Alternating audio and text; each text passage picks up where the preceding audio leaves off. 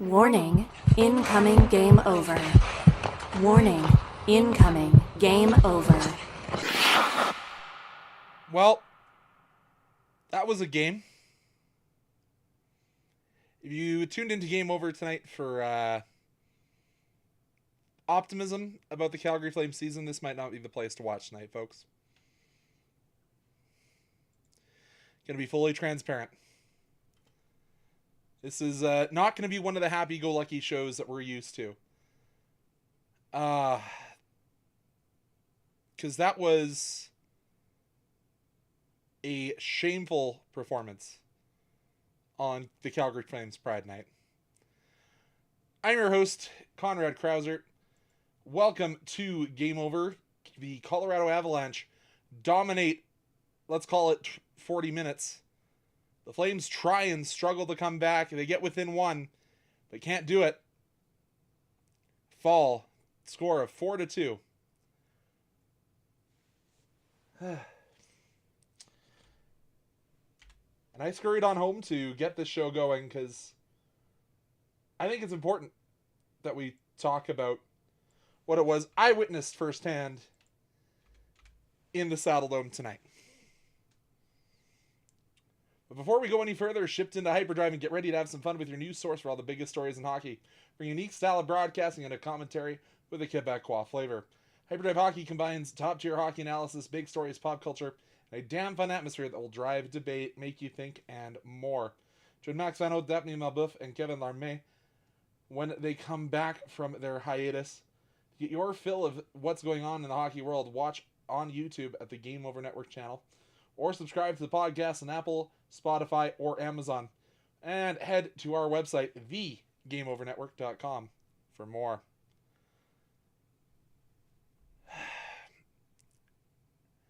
I was thinking of how I was going to go about this show as I was racing home from the Saddle Dome tonight.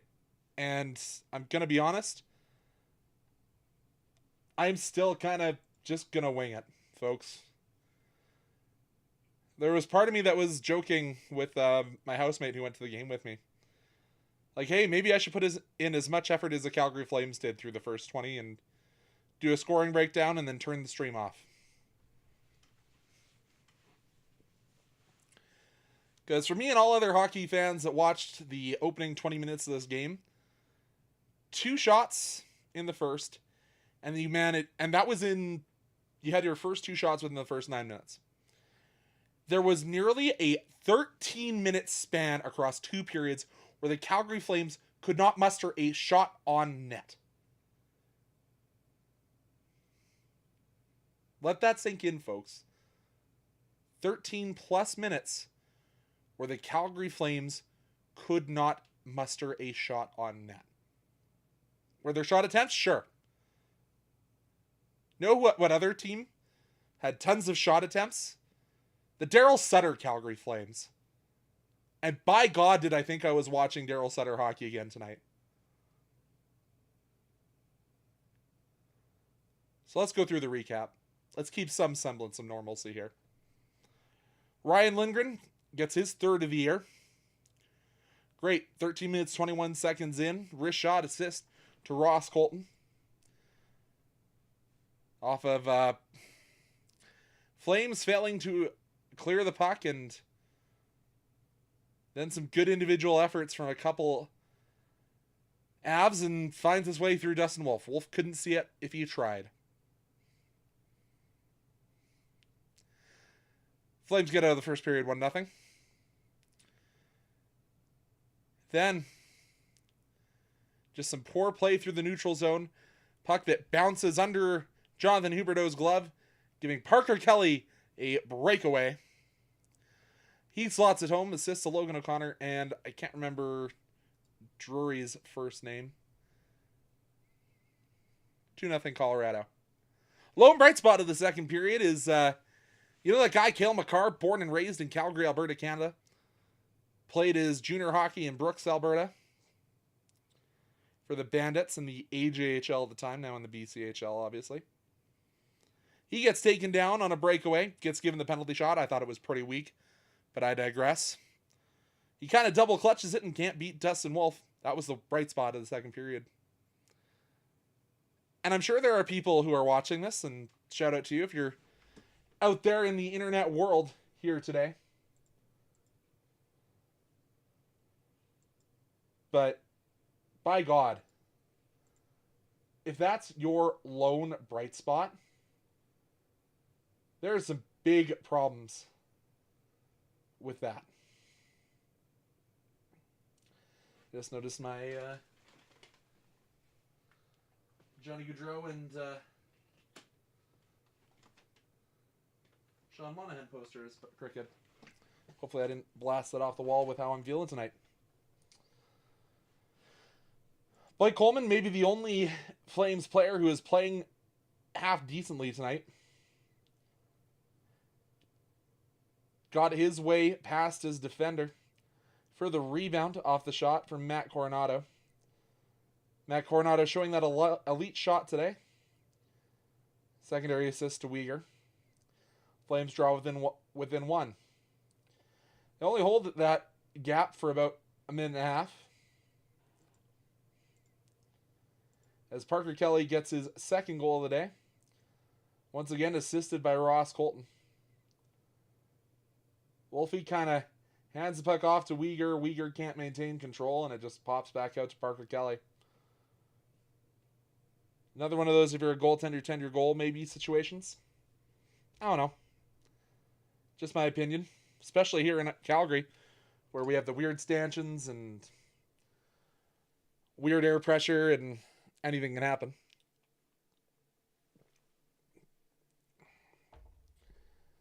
Then we have the power play goal that brings the Flames within one once again. Really, honestly, it should be Rasmus Anderson's goal, but it deflects up high off Jonathan Huberdeau in behind the Avs goaltender. Secondary assist to Joel Farabee. Valerie Nichushkin gets the empty netter, seals the deal. That's your final, 4-2 for the Colorado Avalanche.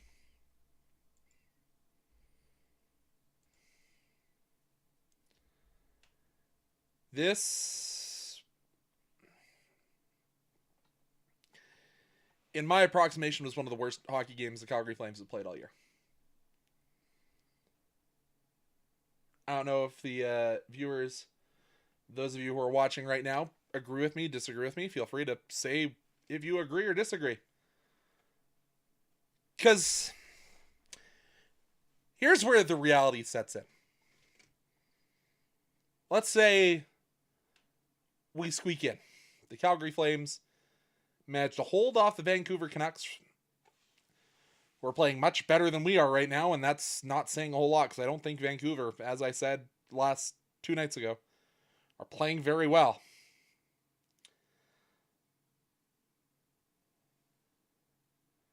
Or the surging Utah Hockey Club. Either one of those teams could pass us if the Flames play like this. But let's say the Flames hold on. Somehow. Dustin Wolf decides he is actually going to win the Vezina Trophy. And drags his team kicking and screaming into a Stanley Cup playoff spot. Cool. Sure. Who are we going to face then? Oh, it's likely going to be a team on par with the Colorado Avalanche. And if this is the effort we're going to play against teams that are better than us, we'll be lucky to get swept in 3. All I hear, I understand there's Sportsnet 960 needs to have some level of optimism, because they need to sell people on believing that this is a playoff team. I have no such qualms or worries. If this is the effort we are going to put in against a team that we could very well see in round number 1, we might as well pack up the bags now.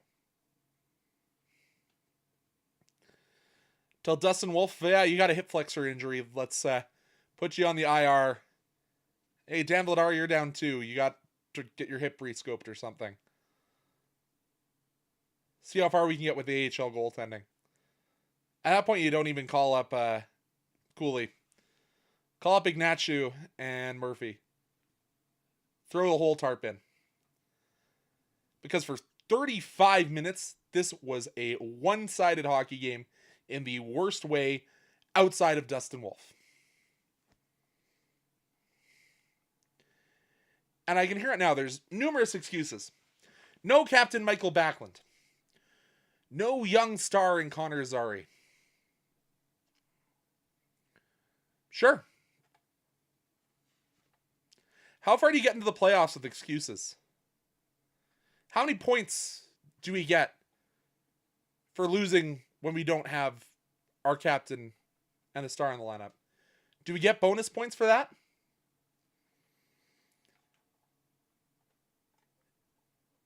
Because I don't think so.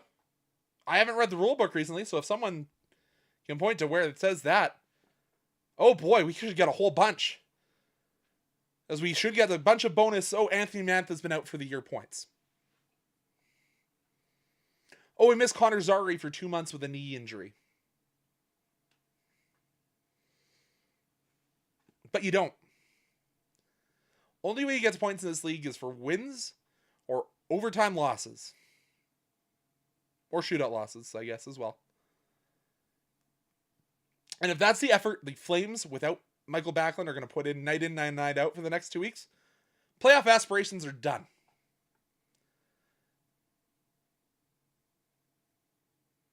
What will we have gotten for this push?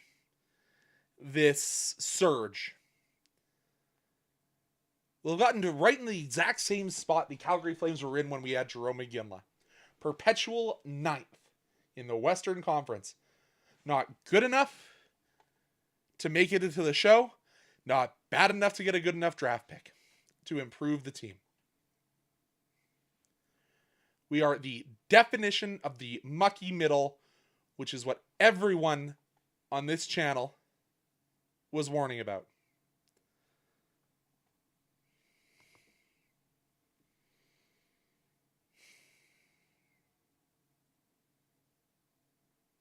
But hey, we can push for the playoffs.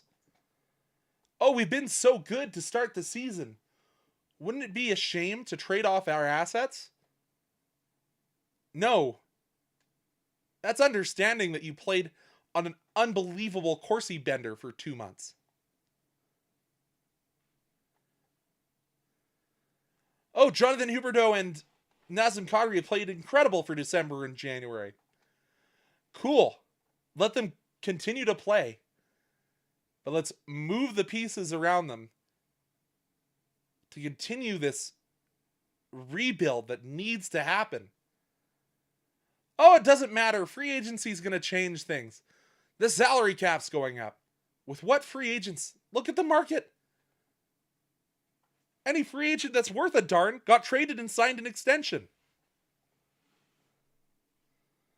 Other than Mitch. And the rumors I'm hearing is he wants to stay in Toronto now.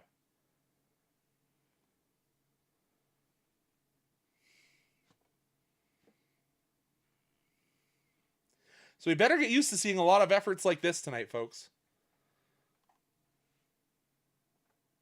And is that acceptable to you as a Flames fan? Is that where we want to be? Watching a team that's good enough to get your hopes up, but not good enough to actually make it happen when it counts. Because I know on Sportsnet they were all talking about, oh, hey, the big guns for Colorado didn't get any points. Woohoo. Well, the Nikushkin, that's a big name. He got a goal. +1, 16 minutes to play. McKinnon was a +1. Cale Makar was a +1.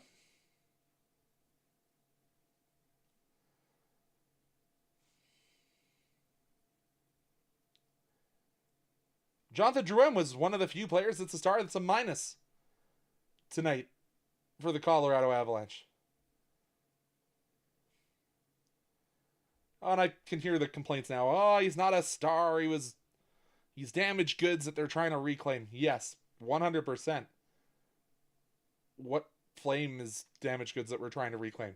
Jonathan Huberdeau? $10 million for reclamation project?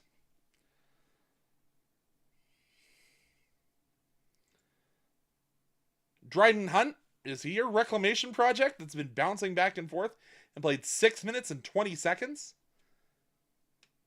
Oh, Igor Sharangovich. Yeah, that's damaged goods that we're trying to reclaim. 5th on the team in scoring with...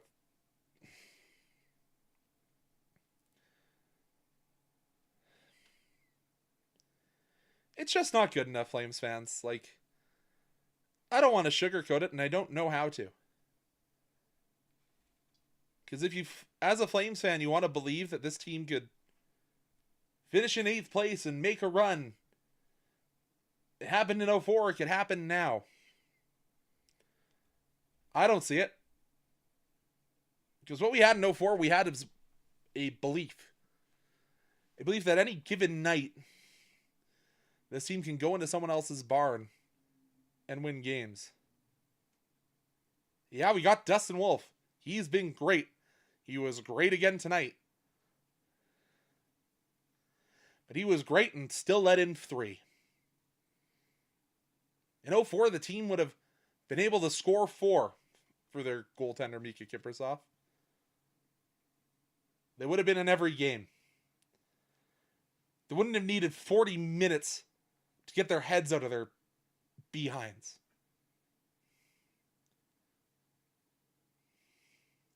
Or at least that's my thought.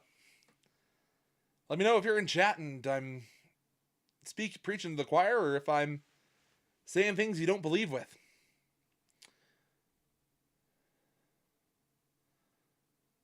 But let's head on to our ad read, if I can remember where I put it. Did I put it somewhere?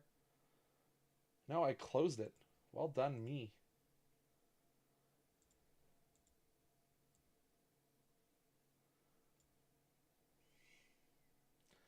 Looking for ways to help an upstart media company employing over 30 young journalists, analysts, and broadcasters from sea to shining sea here in Canada? You got a spare bucks kicking around? You can head on over to our Patreon page at patreon.com/thegameovernetwork. There you'll find multiple tiers featuring different awards and goodies for helping us grow. There's extra access, exclusive look behind the scenes, Discord benefits, merch discounts, opportunities to give us feedback, and you can join us for special shows live where you can interact with the host as we launch more ways to improve your experience. If you're not able to spare any money, we do have a free tier available so you don't miss out. If you really want to help us, make sure to click like and subscribe on YouTube. Rate us 5 stars in your favorite podcast app, and share our work on your social media of choice. That Patreon, once again, is the Game Over Network. There's patreon.com/thegameovernetwork for more tantalizing goodies. So I'm going to just kind of go down this roster sheet that the Flames put in. Obviously, as I said, missing Michael Backlund, missing Connor Zary. Zary will miss the game in Toronto on Monday as well.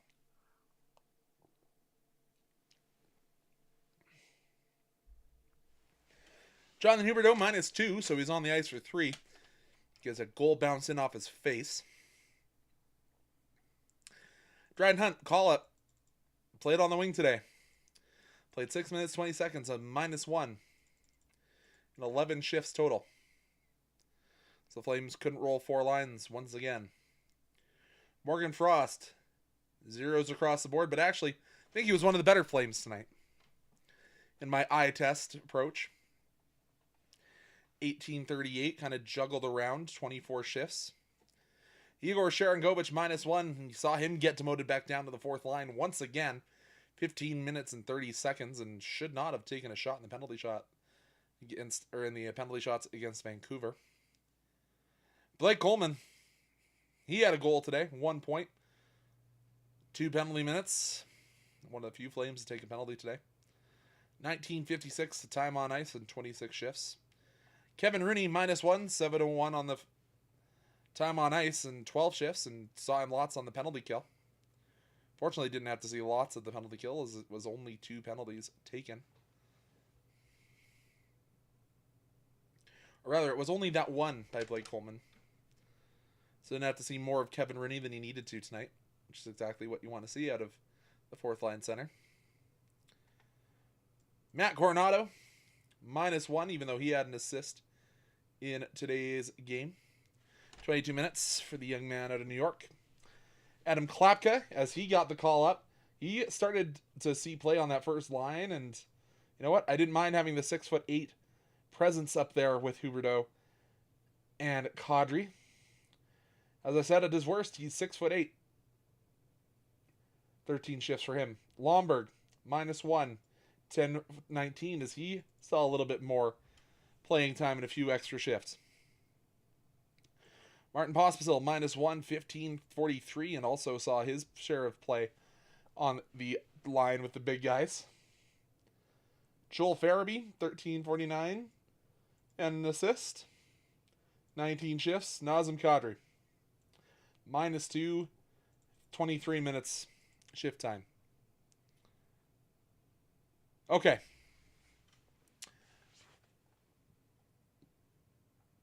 Why did I do this whole exercise? As I said, I'm kind of flying by the seat of my pants here tonight, but we have to remind ourselves that, hey, without Michael Backlund, that really shifts up our center depth, really mucks up our lines, because as we saw, Blake Coleman started tonight on the 4th line. And it looked like a game where none of these players had any form of chemistry with their line mates. Even that top line, when it was truly together, when it was Coronado, Kadri, and Huberdeau, it did not look like there was any form of communication. We're back to seeing the drop pass to nowhere out of Jonathan Huberdeau. That was a major critique of many fans here in Calgary. We're seeing Nazem Kadri look uninterested, even though it was against his former team. Apologize, I'm going to have to grab some water because I was cheering as loud as I could throughout today's game.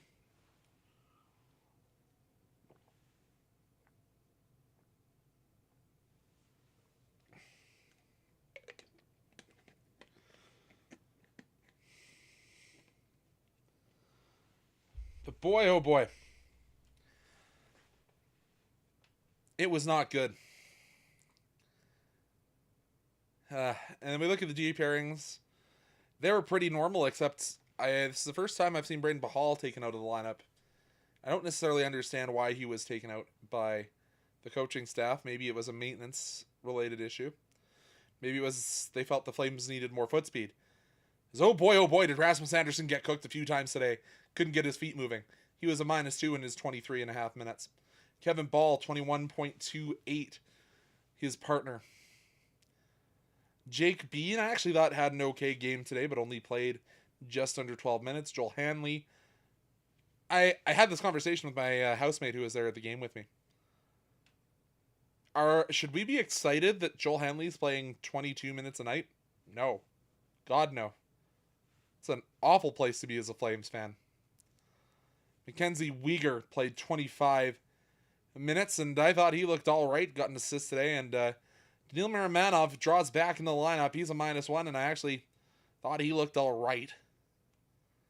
He looked like a 7th defenseman on an NHL contract at the very least. And then there's Dustin Wolf, who looked outstanding as always, but disappointing to see the play that was in front of him today.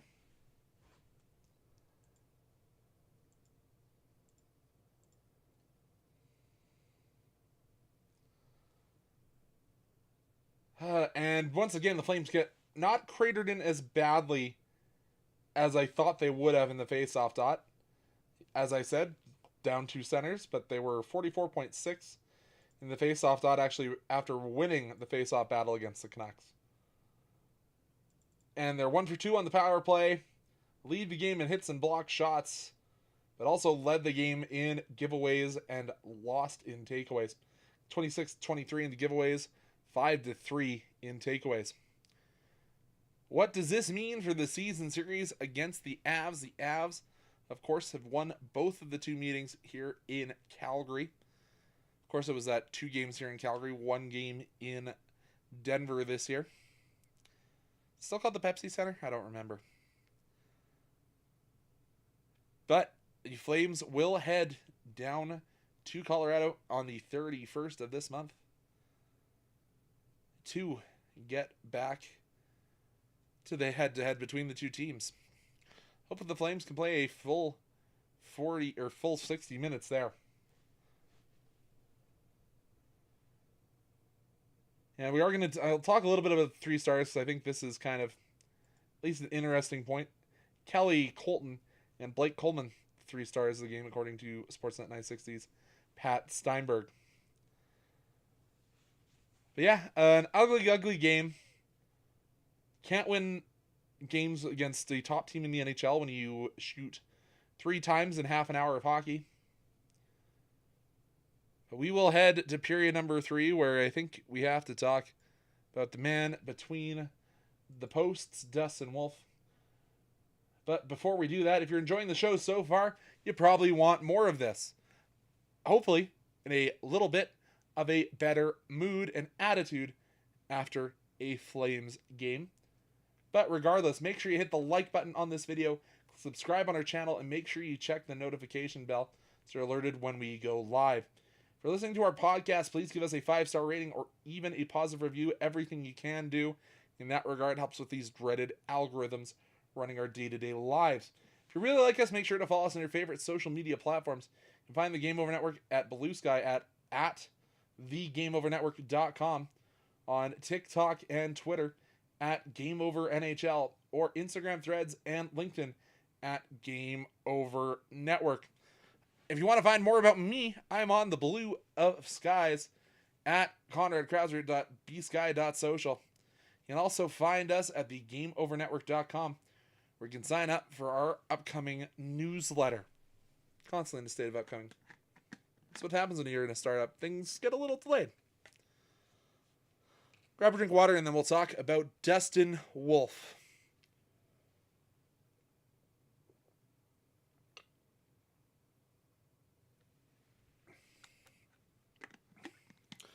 What is there to say about number 32 for the Flames that hasn't already been said this year? You know, if the Flames, if there was an all-star game this year, Dustin Wolf would have been the only guy I would have nominated to go. He's the only player who's been playing with any consistency this season.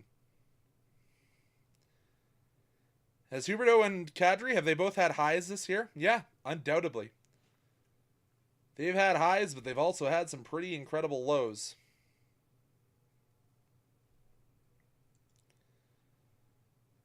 But number 32 has given the Flames more chances than they probably should have had. And like, I was thinking about this on my drive home as I'm giving my steering wheel the white knuckle treatment. Should we have just said to Dustin, like, hey, the rest of the squad just is not ready? And said, we want to give you one last year in the A. We're going to hire below replacement level goaltending. We're going to be real bad in the NHL this year. Give you one more year to kind of be the guy in the AHL. Go win your another goaltender of the year in the A, and we'll see what pieces we can get truly in this draft. I personally think it probably is the better way to go if you were Calgary Flames management. But you go with Wolf. You have the hot start. You have a mushy middle season. And now you're going to lose a potentially very good draft pick. Because I don't think the Flames are sticking in this playoff race, as I've said. So that could be a pick that ends up in the top 10, potentially, depending on how the lottery balls fall, because I'm not sure on the protection on the Montreal pick. If it's a lottery, is it a lottery protected pick, or is it just a top 10 protected pick? I don't know the wording. I'm not a lawyer, nor am I, quite frankly, caring all that much. But would that have been over-seasoning your goaltender in Dustin Wolf? And hey, would it have potentially soured a future relationship? And hey, we all know Dustin Wolf's been, as I said, all-star quality. Is that a waste to put him in the AHL and just say, hey, we're going to pull an Oilers of the Hall and that era? Probably. Would it probably have ended with Nazem Kadri leaving town? Probably. Is that the worst thing for the Flames? Bottom dollar. That's the word I'm looking for. Probably. But if it's in butts, we're candy and nuts. We will never know. But as we said in the call with Zach 2 nights ago on Wednesday, should Dustin Wolf be in the Calder conversation? Absolutely, more than he is. Should he be in the Vezina conversation? Probably, considering the team that's played in front of him this year. But does that help the long-term success of the Calgary Flames? I don't think so. Not at this point. Especially if that's the product the Flames are going to put out in front of him. Oh boy.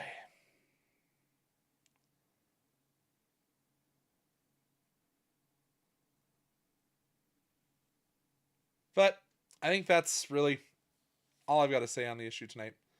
Might be a little bit of a shorter show. Not seeing much activity in the chat. If you have any questions, comments, concerns, as you are watching live here on the Game Over Calgary post-game show, feel free to let me know.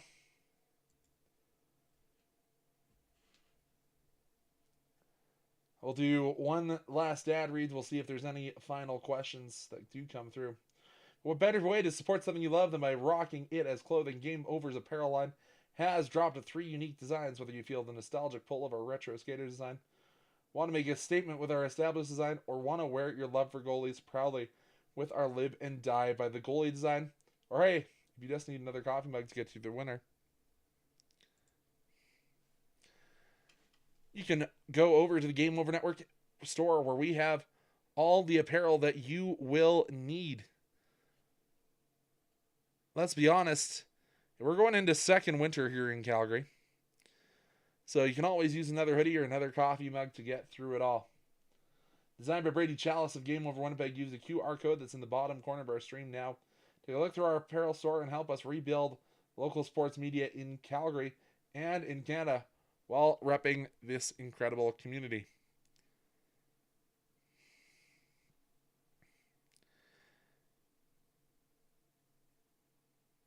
And again, folks, I am sorry for the tone of this show, but if we want to pretend that we are playoff contenders, these are the teams we need to be in competitive games with, and this wasn't that. Were the Flames within one puck bounce of potentially stealing 2 points at times? Yes, I'm not denying that. But as I said, you can't play one period of hockey against the Avalanche, the Dallas Stars, the Winnipeg Jets. And these are all teams that you could potentially meet up with in round 1. Hey, you might even meet up with the Kings. They've been surging after I said maybe they're going to fall off the face of the cliff and drop into the wild card spots. But hindsight is in fact 2020.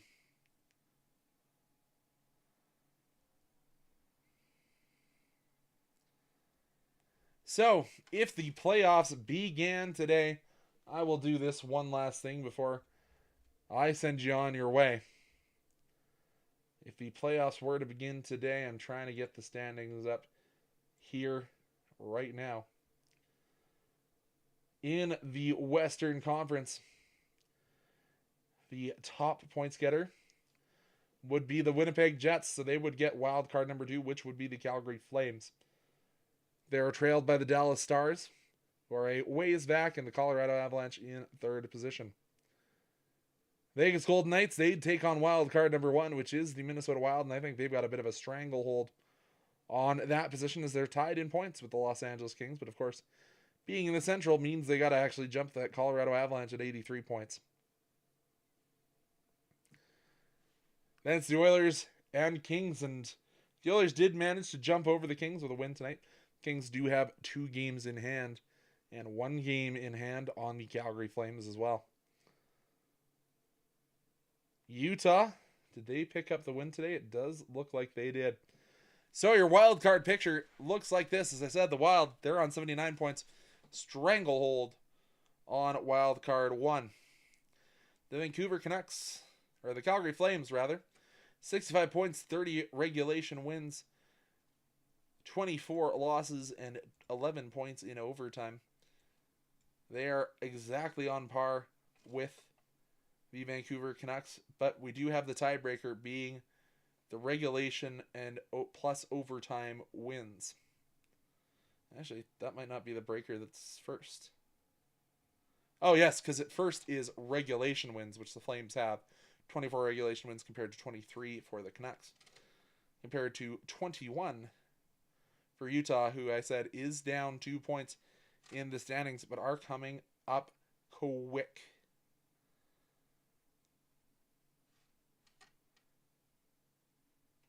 So that's all for tonight, folks. When will you see us here next on your YouTube screens?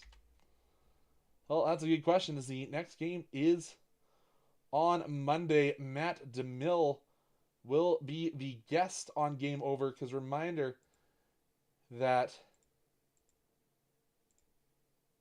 Game Over is not on this channel on Monday. It is going to be on the Game Over Toronto channel. So head on over there. It'll be Matt DeMille hosting. Johnny Gaudreau, forever. You're just here as I am wrapping up the show. But thank you so much for tuning in after a disappointing Calgary Flames effort. Yeah, it is Matt DeMille and Zach Payne. We've got it listed as Matt hosting, but it will be Zach Payne hosting, as it is over on, or the game's taking place over in Toronto. And the next game, it'll be either myself or Anand. We haven't figured that one out, who's taking what, on Tuesday when the Flames take on Game 2 of their 4-game Eastern Road Swing. They head on down to New York to take on the Blue Shirts, the Rangers. Thank you so much. Hopefully, those of you watching this Game Over later, leave some comments. See if you feel the same way I do. I'll read through them, and we'll make sure to pass that message on to Matt to maybe bring up on the next Game Over. I'll leave you with this. Dustin Wolf is the truth, but he's going to need a lot more help from the team in front of him if the Flames hope to make a push for the playoffs. Myself, Conrad Krausert. If you want to hear more of me, I'll be out in Okotoks tomorrow. BCHL Oilers in action. But if you don't want to hear more of me, I don't blame you. We'll see you around, hockey fans.